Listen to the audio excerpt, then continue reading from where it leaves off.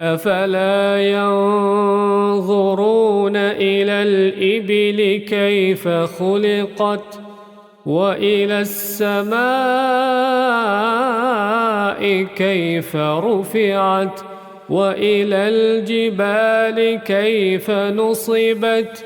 وإلى الأرض كيف سطحت فذكر إنما أنت مذكر لست عليهم بمسيطر إلا من تولى وكفر فيعذبه الله العذاب الأكبر إن إلينا